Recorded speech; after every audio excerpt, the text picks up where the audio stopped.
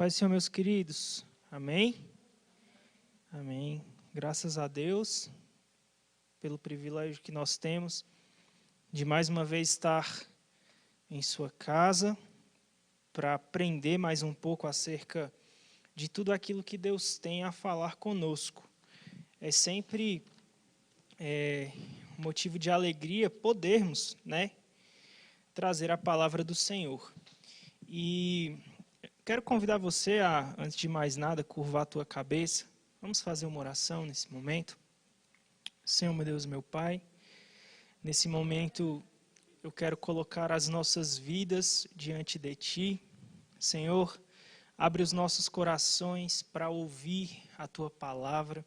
Abre os nossos corações para que possamos compreender tudo aquilo que o Senhor tem a falar conosco. E que essa noite nós possamos ser edificados pela Tua palavra de maneira grandiosa. É isso que nós pedimos e desde já agradecemos pelo Teu santo nome. Amém e amém. Queridos, você que trouxe a sua revista, se não trouxe não tem problema. Hoje nós vamos dar continuidade ao estudo do arrebatamento, certo? No decorrer de todas essas semanas, o pastor Gedeon Júnior ele vem trabalhando dentro da nossa revista e hoje não será diferente. Nas últimas semanas, na Escola Bíblica Dominical e aqui nos estudos, aprofundando mais um pouco, a gente vem estudando os motivos pelos quais nós somos pré-tribulacionistas, certo? E hoje a gente vai trabalhar um pouquinho dentro do último argumento. A gente vai estar encerrando aqui, lá na página de número 40, se você estiver com a sua revista, se não tiver não tem problema. A gente vai estar finalizando esse estudo, que trata aqui, somos pré-tribulacionistas, parte 4. Ou seja, toda a explicação do motivo de acreditarmos que a melhor teoria que nós temos é a pré-tribulacionista, foi explanada aqui com exaustão durante todas essas últimas semanas, e hoje nós chegamos no argumento de número 10. Se você não se lembra muito bem dos outros argumentos que aqui foram trazidos, basta você retornar lá na playlist do YouTube, você vai ter todos os estudos que foram ministrados aqui pelo pastor Gedeon Júnior. Então hoje, nós vamos trabalhar dentro do argumento de número 10. E o comentarista da revista, ele traz o seguinte argumento aqui, o argumento de número 10, argumento para defender o motivo pelo qual nós acreditamos ser a corrente teológica mais correta, a do pré-tribulacionismo. Ele diz aqui: você já notou que toda vez que a ira de Deus se manifestou, o Senhor protegeu os seus? Em muitas passagens bíblicas, há uma linda tipologia apontando para o arrebatamento. A gente já sabe muito bem, a gente já escutou aqui, que todo o período de grande tribulação foi preparado por Deus justamente para um encontro entre Deus e Israel. Quanto a isso, nós todos já entendemos muito bem. Só que, como nós sabemos, o homem ele gosta de complicar as coisas, e aí inventa uma série de correntes teológicas para tentar explicar os textos, e aí a gente tem que aprofundar dentro disso. Mas crente do Brasil para Cristo tem o entendimento que a grande tribulação foi feita para ocorrer um encontro entre Deus e Israel. Só que existem linhas teológicas que defendem que a igreja vai passar por esse momento de grande tribulação. Como nós já vimos e chegamos aqui no último argumento no dia de hoje, a nossa igreja não crê que a igreja vá passar pela grande tribulação. E hoje a gente vai trabalhar dentro desse argumento 10. E aí o escritor da revista, ele traz alguns textos, utilizando-se da metodologia da tipologia bíblica. E ele traz uma comparação entre textos em que Deus demonstrou a sua misericórdia pelo seu povo. Deus demonstrou a sua misericórdia ao seu povo e fez com que eles não passassem por momentos em que a ira de Deus seria derramada. Então, o escritor da revista, aqui no ponto 10, no argumento 10, ele vai tratar justamente sobre isso, sobre situações dentro da palavra de Deus em que Deus derramou a sua ira e ele guardou todos aqueles que ele queria guardar. E nós cremos sinceramente que Deus vai nos guardar do dia da angústia. Nós cremos sinceramente que o dia da angústia, a grande tribulação, não foi feita para nós, a igreja do Senhor. Porque Cristo nos amou, Cristo nos atraiu, Cristo nos santifica todos os dias por intermédio da sua palavra, para que nós sejamos arrebatados com Ele e não passemos por uma situação como essa. Então, essa noite, a gente vai estudar alguns textos e eu convido você a ficar com a sua Bíblia aí, bem do seu ladinho, porque nós vamos caminhar bastante essa noite dentro da palavra de Deus. Então, como eu falei, o escritor da revista, para embasar aqui o argumento que ele está trazendo, ele traz comparações, ele utiliza o método da tipologia para demonstrar situações em que Deus livrou o seu povo de momentos de ira. E o primeiro exemplo que o escritor da revista ele traz para a gente, está lá em Gênesis, no capítulo de número 7. E nós vamos começar justamente por esse texto. Em Gênesis, no capítulo de número 7, nós vamos observar aqui a história de Noé. Gênesis capítulo 7 é uma situação conhecidíssima. Talvez você já tenha lido esse capítulo diversas vezes. Mas hoje a gente vai ler esse capítulo sob a ótica desse argumento 10. Situações dentro da palavra de Deus que demonstram que em tempos de angústia, Deus guarda o seu povo. Então, em Gênesis, no capítulo 7, o versículo de número 1, diz o seguinte: Depois disse o Senhor a Noé, entra tu e toda a tua casa na arca, porque te hei visto justo diante de mim nesta geração. E aí a gente para por aqui, e aí contextualizando um pouco aqui a situação. Eu sei que a grande maioria de nós sabe exatamente o que estava acontecendo nesse momento, mas podem existir pessoas dentro da live que nunca tiveram acesso a essa história. Então, para você entender o que está acontecendo aqui, a humanidade está passando por um momento de caos. A humanidade está passando por um momento em que ninguém respeita mais ninguém respeita mais as leis, ninguém respeita mais a Deus, e a humanidade caminha a passos largos a um extermínio entre si. E aí Deus olha para Noé, e Deus diz: olha, Noé, eu tenho visto que você é um homem justo. Eu tenho visto que você é um homem correto. Eu tenho visto que você é um homem íntegro. Então você e a sua família vão entrar na arca. Só que não para por aí. No versículo de número 4, a gente tem aqui a seguinte narrativa.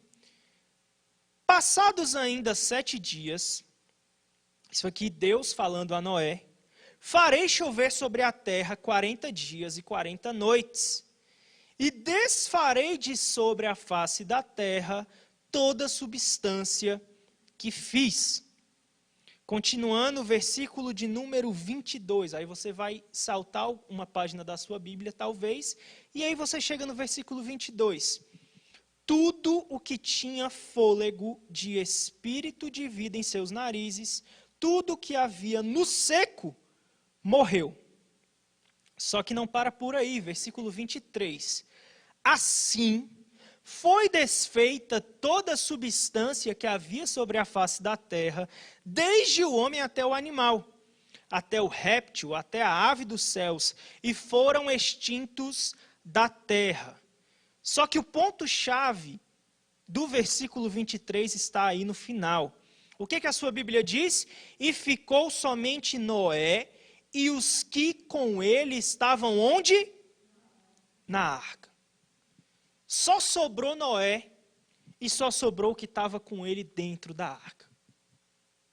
Então, para embasar esse argumento de que todas as vezes que Deus vai derramar a sua ira, Ele protege os justos, Ele protege aqueles que são fiéis a Ele, a gente traz esse versículo aqui. Noé foi considerado por Deus um homem justo, um homem sincero, um homem íntegro, um homem correto.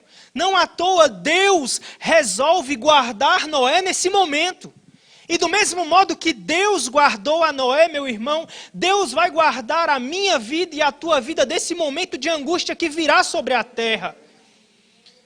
Esse momento em que os homens eles vão desejar a morte, eles não vão encontrar a morte.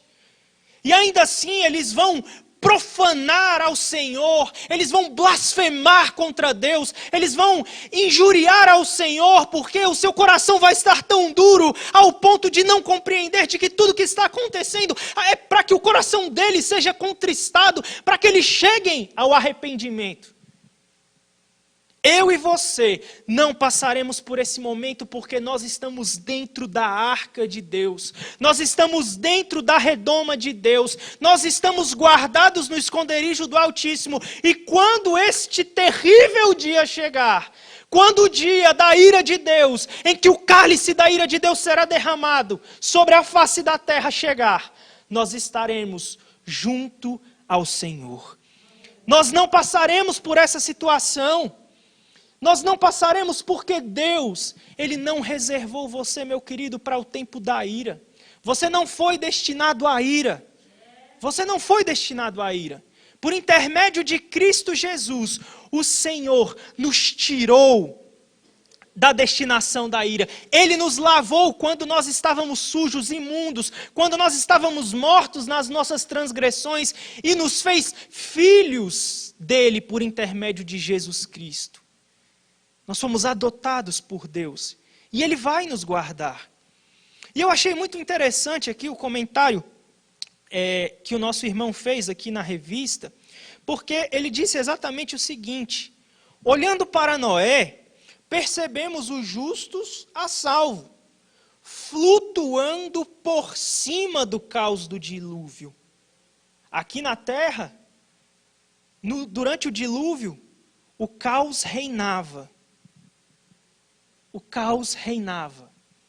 E do mesmo modo em que aqueles homens estavam escondidos na arca, eles estavam em cima de toda aquela situação, flutuando, enquanto toda a terra passará por um momento de caos, nós estaremos guardados por Deus. Nós estaremos refugiados pelo Senhor. O Senhor há de nos guardar. Esta palavra é verdadeira, esta palavra é fiel. Tudo que está contido nesta Escritura é a verdade. E nós acreditamos que Deus vai nos guardar deste momento de dificuldade. Só que não para por aí. O escritor da revista, ele também traz outro exemplo para demonstrar que Deus, Ele guarda no momento da ira dele. E aí eu convido você para ir lá comigo em Josué. Vá comigo em Josué.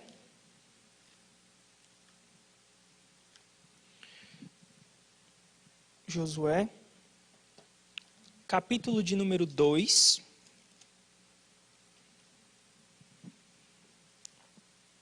versículo de número 9. Josué 2, 9. O segundo texto que o comentarista traz é justamente esse. E disse aos homens, quem disse? Raabe, bem sei que o Senhor vos deu esta terra, e que o pavor de vós caiu sobre nós, e que todos os moradores da terra estão desmaiados diante de vós.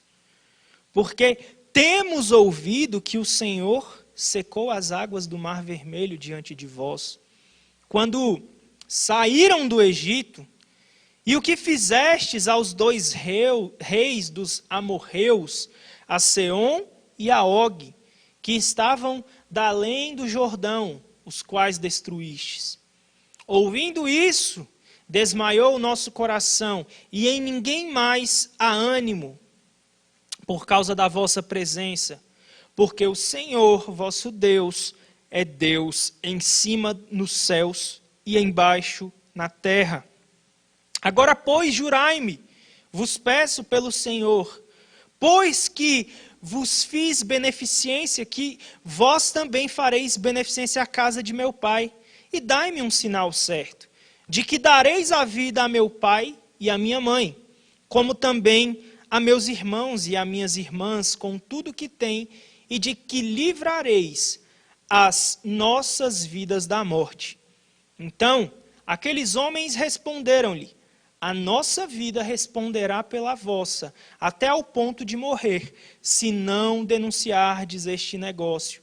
E será, pois, que, dando-nos o Senhor essa terra, usaremos contigo de beneficência e de fidelidade. A narrativa aqui também é muito conhecida. O povo está se preparando para a destruição de Jericó. O povo está se preparando para fazer aquilo que Deus havia ordenado. E aí, Josué envia ali alguns espias, e aqueles espias recebem refúgio de Raabe. Raabe, uma mulher que talvez não era muito bem vista por aquela sociedade ali de Jericó. E aí, aqueles homens recebem guarita daquela mulher, e eles fazem uma promessa a ela, de que eles a ajudariam. Só que eu acho interessante que aquela mulher, ela traz uma situação, ela diz: olha, eu sei que o Senhor vos deu essa terra. Eu sei que o pavor de vós caiu sobre nós. Nós ouvimos que o Senhor secou as águas do Mar Vermelho. Nós ouvimos o que aconteceu com os dois reis que enfrentaram vocês. Nós já entendemos que o Deus de Israel está com vocês. Então, me ajuda. E aí aquela mulher, ela consegue encontrar benignidade daqueles espias. Só que não para por aí, meu querido. Quando a gente vai lá no capítulo de número 6, e aí eu convido você a ir comigo para acompanhar a leitura, o capítulo de número 6, no versículo de número 17, diz o seguinte: aqui, já quem está falando é Josué. E no versículo 17 ele diz o seguinte: porém, a cidade será anátema, ou maldita, ao Senhor, ela e tudo quanto houver nela. Somente a prostituta Raabe viverá, ela e todos os que com ela estiverem em casa, porquanto escondeu os mensageiros que enviamos. Aí você vai comigo lá no versículo 23. Então entraram os jovens, os espias, e tiraram a Raabe e a seu pai, e a sua mãe, e a seus irmãos, e a tudo quanto tinha. Tiraram também a todas as suas famílias, e puseram-nos fora do arraial de Israel. Versículo 24.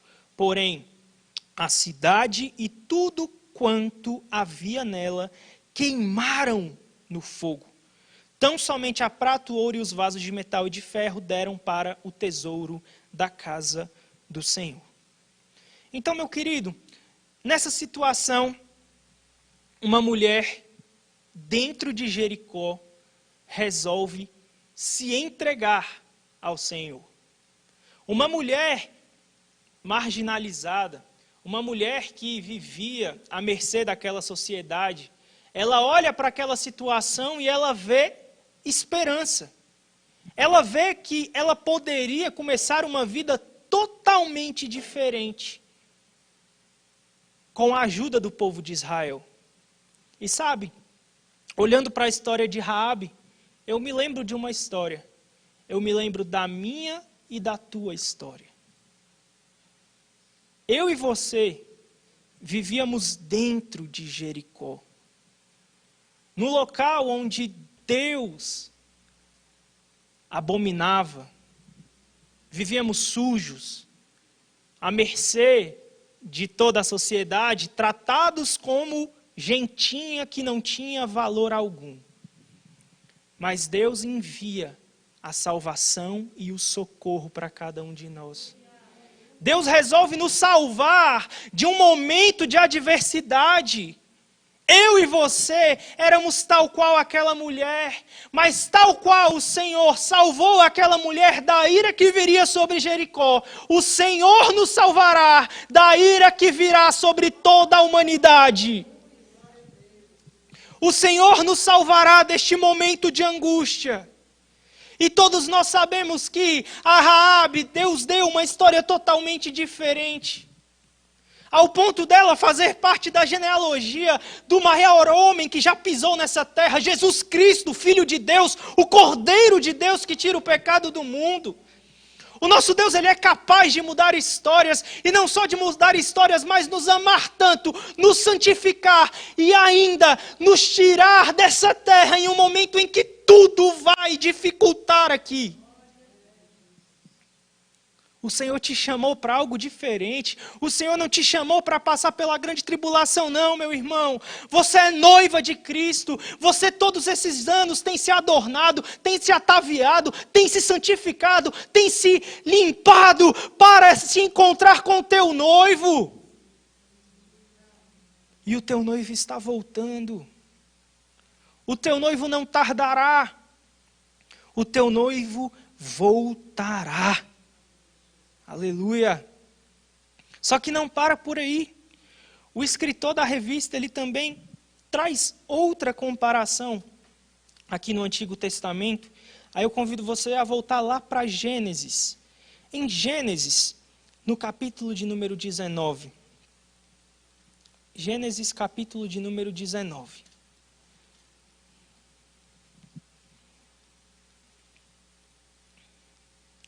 Em Gênesis 19, lá no versículo 12,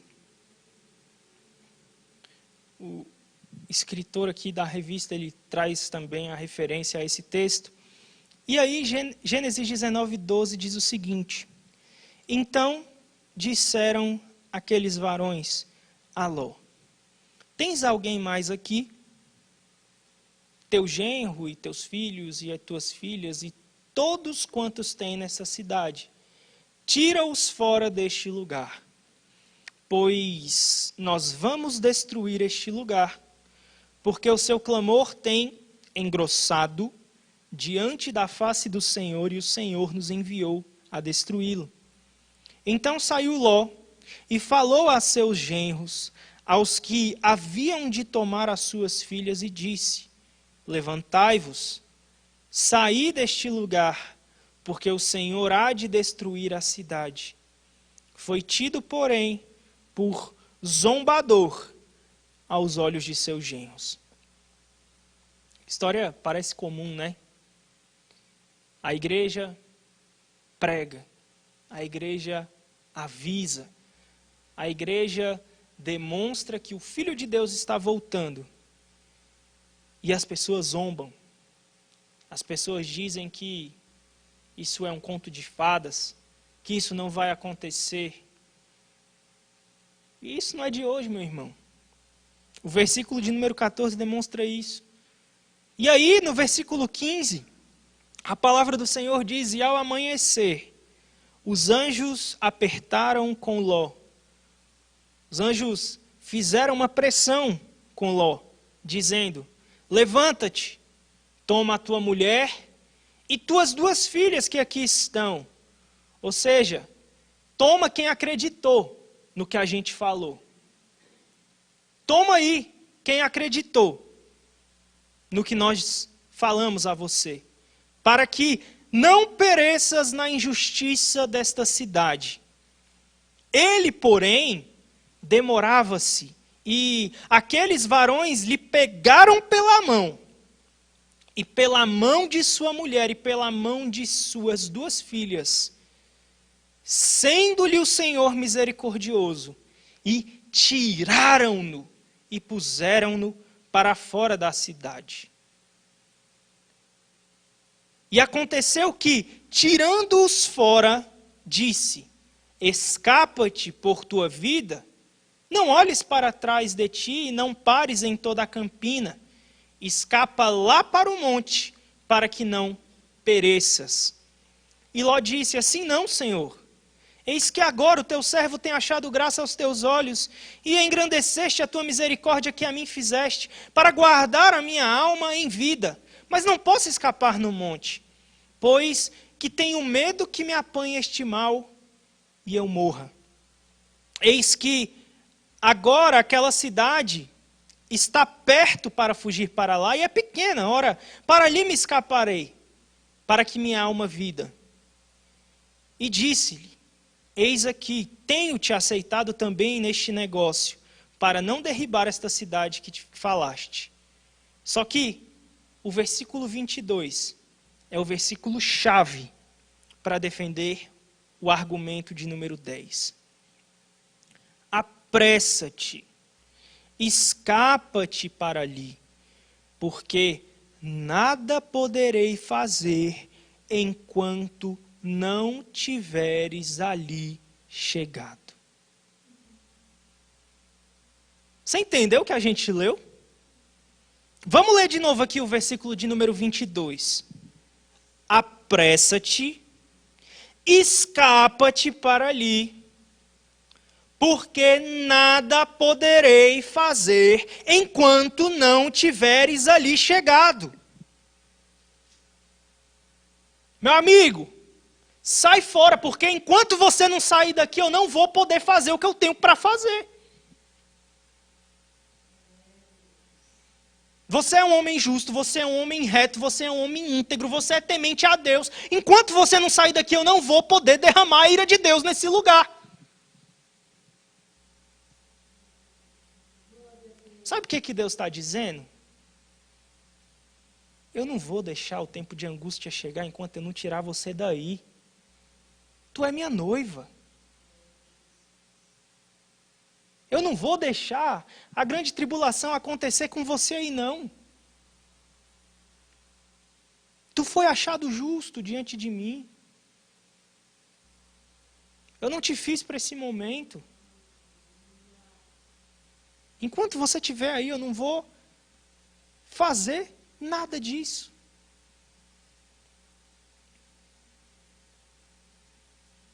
E ainda tem gente que olha para Deus e diz: Senhor, tu me esqueceste. Senhor, tu me abandonaste.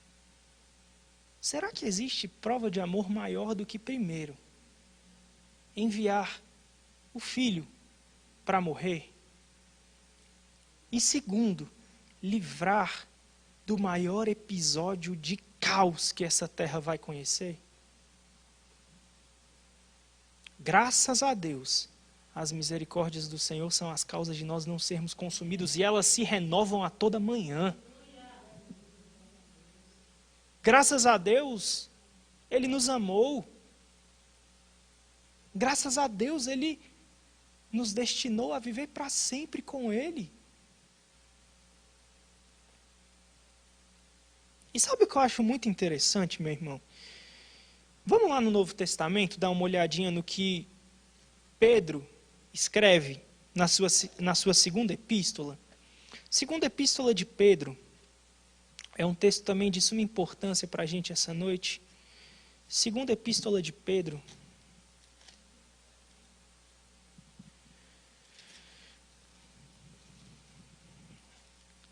Capítulo de número 2.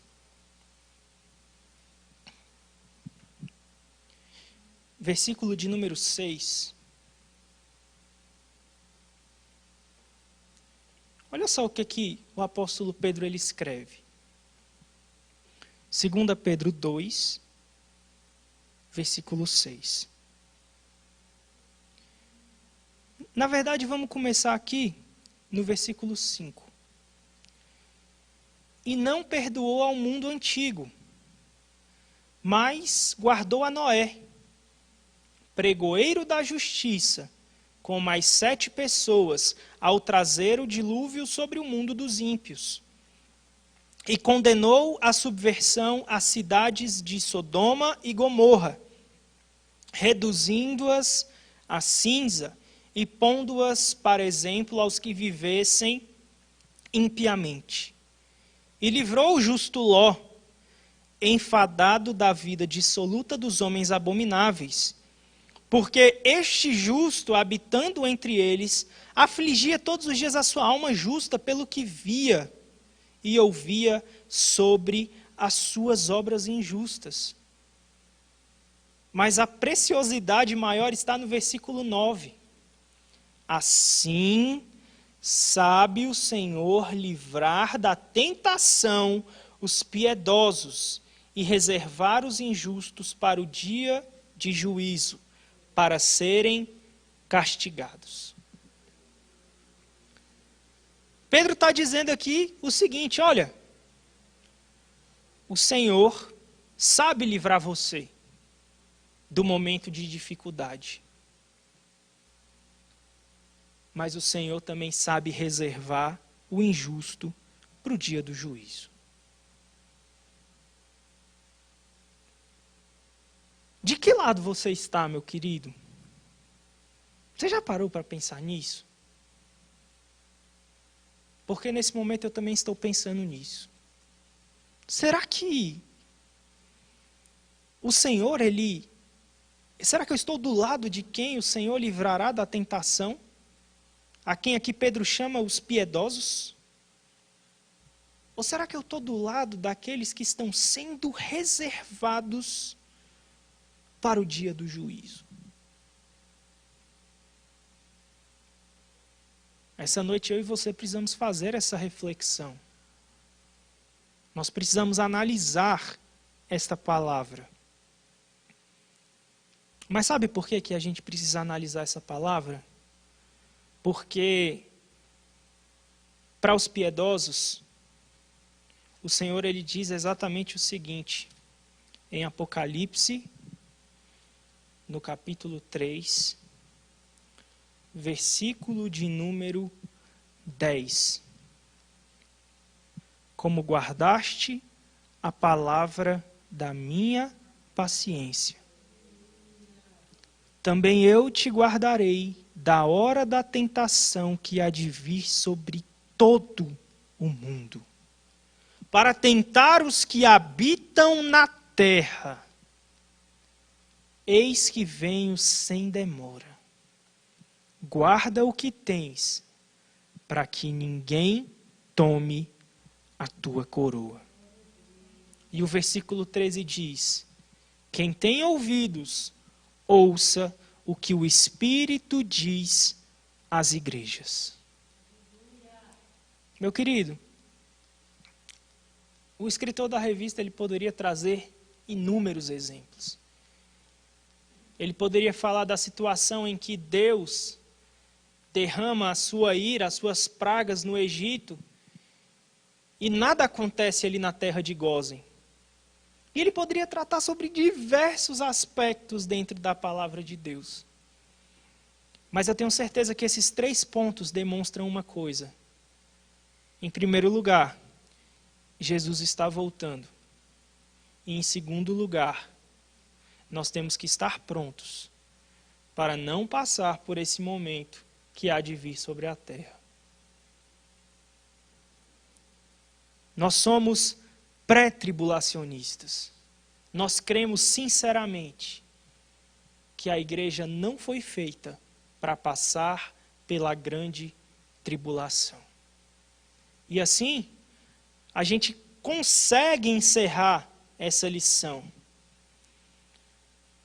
Só que o escritor ele termina aqui dizendo o seguinte: amados, não há dúvidas, a primeira posição, a pré-tribulacionista, é a mais coerente.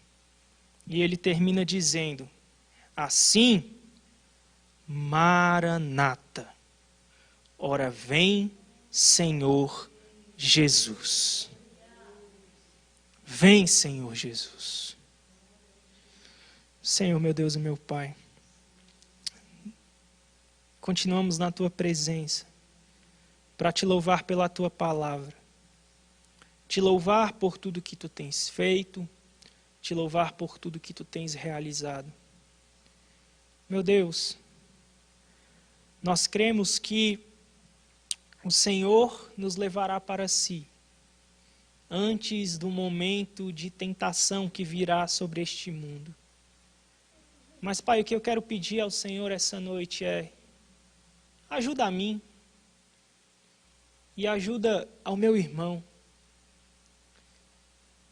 A advertência que Cristo deixou no final do Apocalipse é: quem está sujo, suje-se mais ainda, e quem está limpo, limpe-se mais ainda. Nos ajuda a limpar as nossas vestes, Pai. Nos ajuda a todos os dias buscar purificação. Nos ajuda todos os dias a vencer o pecado. Quantas vezes somos negligentes com a nossa vida de oração? Quantas vezes somos negligentes com a nossa vida de leitura da palavra? Quantos pecados de estimação nós temos e não queremos largá-los de forma alguma? Mas essa noite eu quero pedir: quebra grilhões, liberta-nos, porque a Tua palavra diz que se o Filho do Homem nos libertar verdadeiramente, nós seremos livres. A Tua palavra também diz que conhecendo a verdade, nós seremos livres. E Pai, essa noite nós tivemos acesso a mais um pouco acerca da Tua verdade. Que essa palavra possa verdadeiramente ser uma espada de dois gumes, apta a alterar a nossa vida por completo, apta a nos cortar de tal forma que transforme esse coração duro e de pedra em um coração de carne, Pai. Tem misericórdia da nossa vida. Somos pecadores, somos infiéis, mas através de Cristo nós temos a salvação. Pela fé no Filho de Deus, nós tivemos acesso a Ti, Jesus, o caminho, a verdade e a vida. Nos ajuda todos os dias a trilhar o caminho correto, o caminho coerente, o caminho em que o Senhor quer que nós sigamos. Senhor, arranca de nós toda essa obstinação. Arranca de nós tudo que tem nos afastado de Ti. E que, ao soar da trombeta, nós possamos conseguir ver a Ti, face a face. Nós possamos, todos os dias, almejar pela Tua chegada. Assim como almejamos tantas coisas nessa terra, que nós possamos desejar a Tua volta e trabalhar o máximo possível para ganhar muitas almas para Ti. É isso que nós pedimos. E já agradecemos porque sabemos, Pai, que o Senhor recebe as nossas orações. Muito obrigado por tudo. Em nome de Jesus. Amém e amém. Graças a Deus, meu irmão. Deus te abençoe.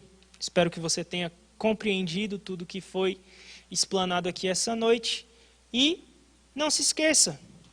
Pega a sua revista, vá lá, estudo 3, somos pré-tribulacionistas parte 1, aí tem o estudo 4, que é a parte 2, o estudo 5, que é a parte 3, o estudo 6, que é a parte 4, e relê esse estudo, e compreende tudo que Deus tem para falar contigo, e que Deus possa continuar te abençoando de maneira toda especial. Amém?